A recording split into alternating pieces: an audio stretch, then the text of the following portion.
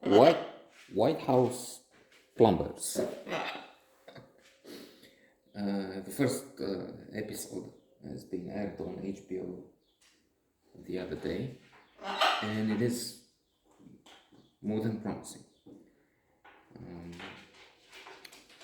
It helps that the rule of happiness has been confirmed again. Lower your expectations. Before watching this, I've read one critique which was less, well, lukewarm, less than enthusiastic. And thus, I didn't expect much, and not expecting much helps always, almost always. So, in part due to that, I was more than satisfied. It's also true the two main characters are interesting. And the actors do an excellent job. Woody Harrelson and Justin as Howard Hunt and Gordon Liddy, respectively. Those that will take us to the White House. I'm sorry, they already taken us to the White House, to the Watergate scandal eventually. Because these are two of the fellows that participated in what used to be the biggest political scandal in America, yes. One of the biggest in the world, in consequence. Before Trump arrived with his series of scandal after scandal, more than scandal, disgusting fellow. Let's not get into that. We see those two fools blundering. They do all sorts of crazy things. A break-in which is outsourced to the Cubans. We'll meet again. And then the Cubans terminal. Don't know how to come get in, so leading, so break the window, break the glass. Then they can't open the drawers, and so they stage a break-in, but they try and make it look like there were some drug addicts looking for drugs. This is the doctor's a shrink psychiatrist's office, from which they want to get documents. It's connected to the Pentagon leaks. So anyway, and they put some drugs in the office. And I question, what kind of an addict does a break-in and brings his own drugs in and then leaves the behind? It is indeed part comedy and based on reality, and part drama,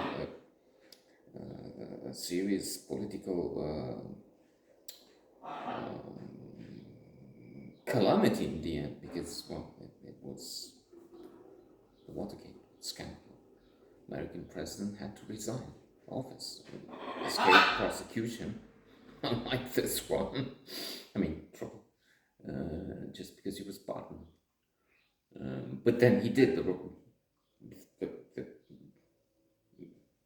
somewhat decent thing by going away. Trump doesn't. I mean, he has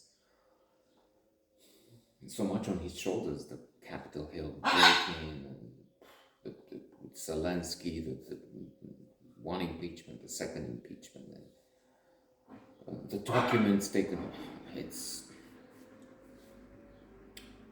And furthermore, he is the one who will win the nomination from the Republican Party, which alas tells us so much about so many millions, tens of millions of Americans, supporters, no matter what. I mean, as he said it, he can go down Fifth Avenue and shoot somebody and he would still have the support. So enough of that. Um, Trying to come back, Hunt, Woody Harrelson, on a plane, tells the stewardess that they're doing secret work. Again, what kind of a secret operative tells his secrets to just anybody? Stewardess met on the plane, so don't worry, she doesn't believe it. Okay, but still. The other one, Lily, is sort of a perverse Nazi sympathizer. That's serious, but just like in what was that, Hitler in Springtime? The producers were, I mean, created by Mel Brooks. You can laugh at Hitler. It's a taboo subject in so many ways.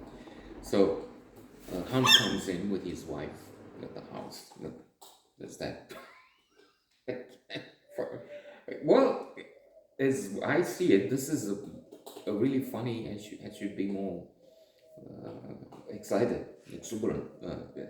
A really good episode. First episode, we'll see what the rest is like. But the children, 5 children on the staircase, presenting, and but then the nadir or zenith in terms of comedy.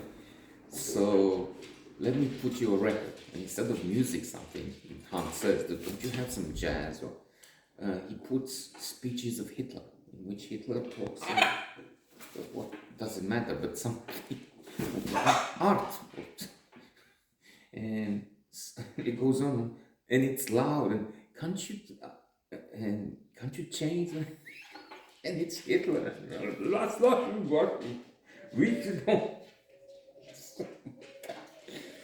And then later, when he's asked, Lily says something like, "Well, when I was a boy, there were the Hindenburgs, and then the speeches of Hitler." And I thought, and I was such a he doesn't use loser, but when they put me down around, but listening to these speeches, watching the Hindenburg, Zeppelins, something. And yes, he does say Nazis committed atrocities, but there was something inspiring in the speeches of Hitler. To end with, Harrelson disappointed me really. He's a wonderful actor. There's another proof after so many.